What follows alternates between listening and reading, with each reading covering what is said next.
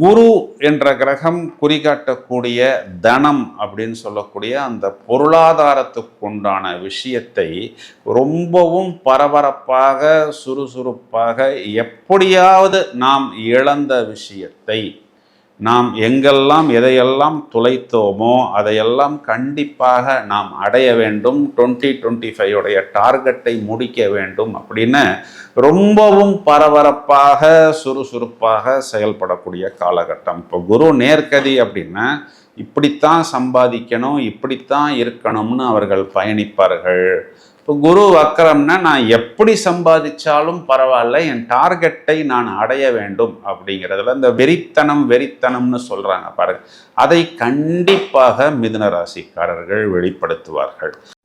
இதே மிதுன ராசிக்காரருக்கு 6ஆம் அதிபதின்னு சொல்லக்கூடிய செவ்வாய் 7ஆம் வீட்டில் ராசியை பார்த்தாலும் செவ்வாயை குரு பார்க்கிறார். அப்போ ருணம் ரோகம் சத்ரு உங்களுடைய லைஃப் பார்ட்னருக்கு வராது, வந்தாலும் தலைக்கு வரக்கூடிய விஷயங்கள் தலைப்பாகையுடன் போய்விடும்.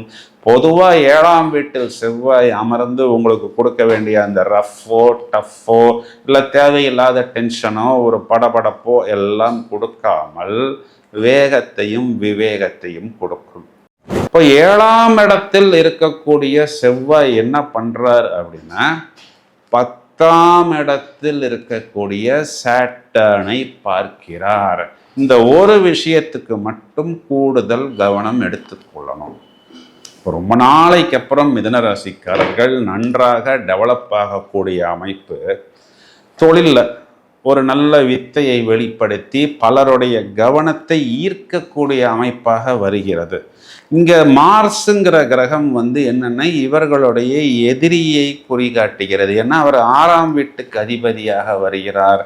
அப்போ அவர் என்ன பண்ணுறாரு, இவங்களுடைய 10ஆம் வீட்டை பார்த்து கொண்டிருக்கிறார். இவர் எப்படிப்பா தொழிலில் இப்படி டெவலப் ஆனார் அப்படின்னா இவரிடம் வேலை செய்யக்கூடிய அந்த நபர், இப்போ இவரிடம் வேலை செய்யக்கூடிய நபரா தூக்குறா அவனை, அங்கே என்ன சம்பளம் வருகிறதோ அதை விட அதிகமான சம்பளத்தை நாம் கொடுக்கலாம் அப்படின்னு சொல்லி உங்களது வளர்ச்சியை ஜீரணிக்க முடியாமல் ஏதாவது ஒரு சின்ன சதி வேலையை உங்களுடைய எதிரி செய்யக்கூடிய காலகட்டம்.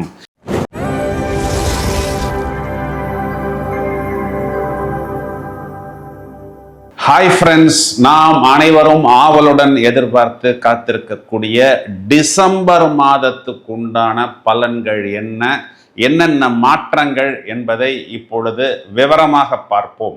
மிதுன ராசியை எடுத்துக்கொள்வோம். அதாவது ராசியில் குரு அப்படிங்கிற ஒரு கிரகம் வக்ரம்.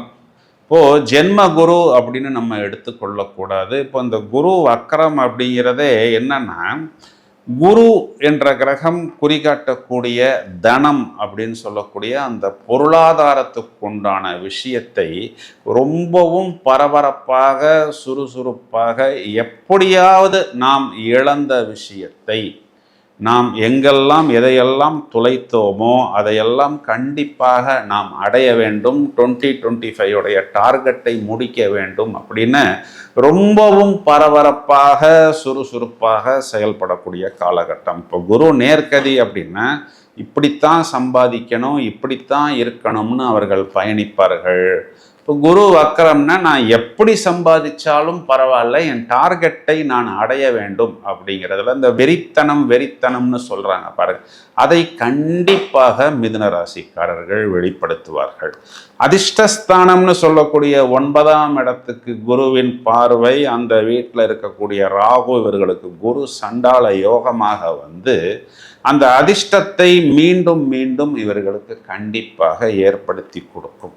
3ஆம் இடத்தில் இருக்கக்கூடிய கேது என்ன பண்ண போறாருன்னா இவர்களுடைய பயணங்களை சுருக்கி விடுவார். அப்போ இந்த தேவையில்லாத பயணம், சும்மா போனேன், நானும் சும்மா வந்தேன், நானும் கச்சேரிக்கு போனேன் அப்படிங்கிற மாதிரியான பயணம் எல்லாம் இல்லாமல் எதை செய்தாலும் அதில் ஆக்கப்பூர்வமாக செய்து ஒரு ஆதாயத்தை இவர்களுக்கு கண்டிப்பாக ஏற்படும்.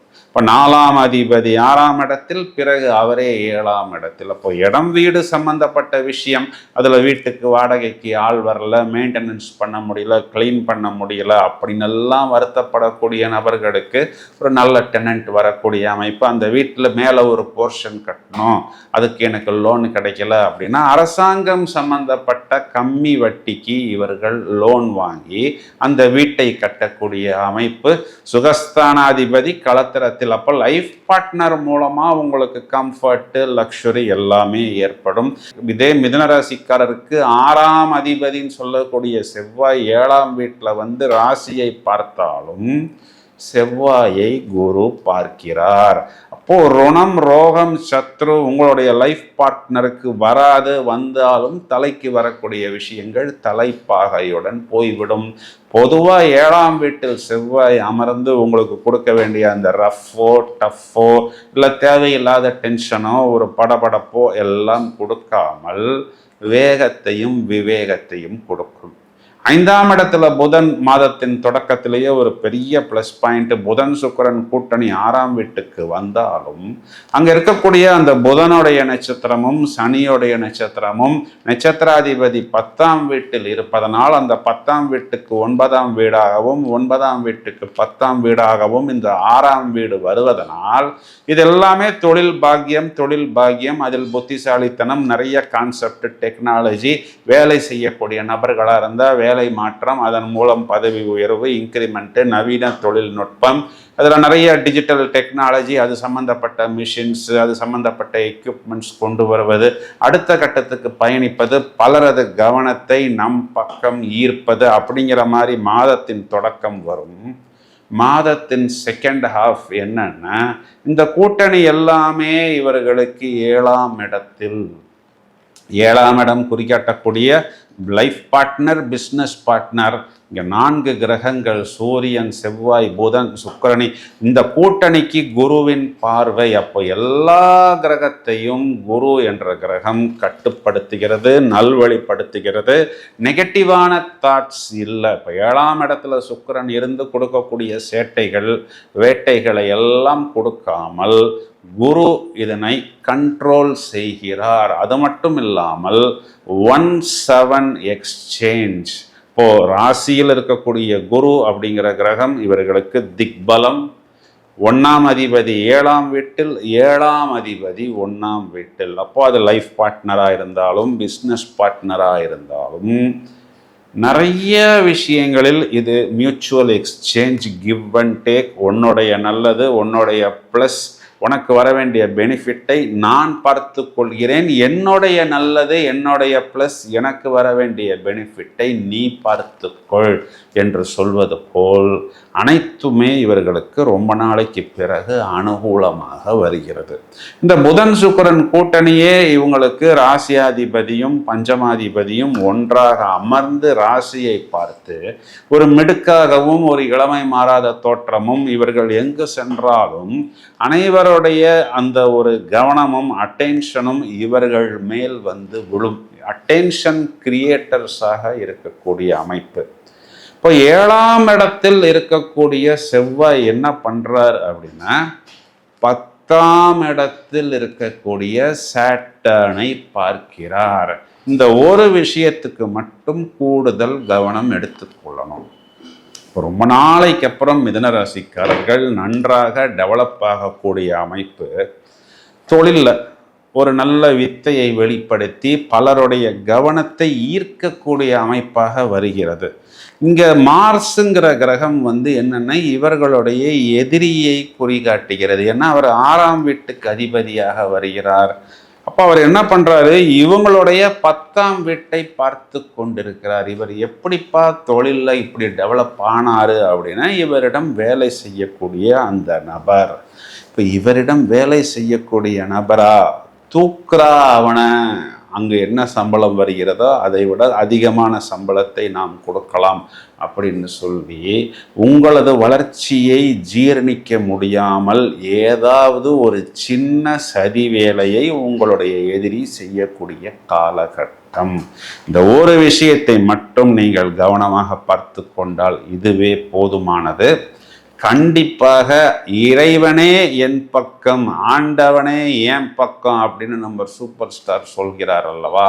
அதை போல் ராசியில் இருக்கக்கூடிய அந்த குரு பகவான் உங்களுக்கு குருவரலையும் திருவரலையும் கொடுப்பார். நடக்கக்கூடிய விஷயங்களை நன்றாக யோசித்து சமயோஜிதமாக மற்றவங்களுடைய ஒப்பீனியன் கேட்காமல் நீங்களாகவே பிளான் செய்தால் கண்டிப்பாக இந்த சின்ன சின்ன விளையாட்டுக்களை எளிதாக சமாளித்து விடலாம். இப்போ மிதுனராசி சகோதரிகளை நம்ம எடுத்துக்கிட்டோம் அப்படின்னா, கணவனை குறிகாட்டக்கூடிய குரு ராசியில் உட்கார்ந்திருக்கிறார். மேலும் 7ஆம் இடத்துக்கு குரு பார்வை, 1-7 பரிவர்த்தனை, கணவனை குறிகாட்டக்கூடிய செவ்வாய்க்கும் குரு பார்வை. இதெல்லாமே குழந்தைகள் சம்பந்தப்பட்ட விஷயத்தில் கணவனும் மனைவியும் ஆக்கப்பூர்வமாக பாசிட்டிவ் வைப்ரேஷன்ஸை கொண்டு வருவதற்கு கண்டிப்பாக முயற்சி செய்வார்கள். அதுவும் நடக்கும். மிதுன ராசியில் இருக்கக்கூடிய குழந்தைகளுக்கு கல்வியில் கண்டிப்பாக ஒரு பிரகாசம் ஏற்படும். என புத்திகாரகன் புதன் ராசியை பார்க்கிறார். மிதுன ராசியில் இருக்கக்கூடிய அந்த சீனியர் சிட்டிசன்ஸை நாம் எடுத்துக்கொண்டால், இவர்களுடைய உடல் உபாதைகளை குறிகாட்டக்கூடிய செவ்வாய்க்கு குருவின் பார்வை வருவதனால் கண்டிப்பாக ஒரு நல்ல ரிலாக்ஸேஷன், ஒரு கம்ஃபர்ட் மோடு. மேலும் இந்த புதன் சுக்கிரன் கூட்டணி ராசிக்கு 7ஆம் இடத்தில் வரும் பொழுது ஒரு நல்ல உணவு, குழந்தைகள் விஷயத்தில் ஒரு சமாதானம், திருப்தி, இவை அனைத்துமே இவர்களுக்கு ஏற்படும். பரிகாரம்னு வந்துருச்சுன்னா இவங்க வியாழக்கிழமைகளில் மகான்கள் வழிபாடு, குரு வழிபாடு, ஜீவ சமாதி வழிபாடு செய்வது உத்தமம். இப்பொழுது நாம் சொன்ன இந்த பலன்களுக்குண்டான கிரக நிலைகள் என்ன என்பதை காண்போம். நாம் இவ்வளவு நேரம் பார்த்த பலன்கள் எல்லாமே கிரக மாற்றங்களின் அடிப்படையில் எந்தெந்த கிரகங்கள் எந்தெந்த தேதியில் எந்தெந்த வீட்டுக்குள் செல்கிறது என்பதை இப்பொழுது காண்போம். டிசம்பர் மாதம் 6ஆம் தேதி குரு என்ற கிரகம் வக்ர நிலையில் மிதுன ராசி மண்டலத்துக்குள் நுழைகிறது. டிசம்பர் மாதம் 8ஆம் தேதி இது நாள் வரை விருச்சிக ராசி மண்டலத்தில் ஆட்சியாக இருந்த செவ்வாய் தனுர் ராசி மண்டலத்துக்குள் நுழைகிறது. டிசம்பர் மாதம் 8ஆம் தேதி விருச்சிக ராசி மண்டலத்துக்குள் புதன் புதன் சுக்கிரன் கூட்டணி என்பது மதன கோபால யோகமாக மாறுகிறது. டிசம்பர் மாதம் 16ஆம் தேதி சூரியன் என்ற கிரகம் மார்கழி மாதத்தின் தொடக்கத்தில் தனுர் ராசி மண்டலத்துக்குள் செல்கிறது. டிசம்பர் 21ஆம் தேதி சுக்கிரன் என்ற கிரகம் தனுர் ராசி மண்டலத்துக்குள் நுழைகிறது. டிசம்பர் மாதத்தின் கடைசி, அதாவது 30 தேதி அளவில் புதன் என்ற கிரகமும் தனுர் ராசி மண்டலத்துக்குள் நுழைகிறது. இப்பொழுது நாம் நண்பர்களே மேலும் பல அரிய காணொளிகள் தயாராகி கொண்டிருக்கிறது. இந்த பதிவை உங்களது நண்பர்களுக்கும் உறவினர்களுக்கும் ஷேர் செய்யுங்கள். தொடர்ந்து இணைப்பில் இருங்கள். வாழ்த்துக்கள். நன்றி.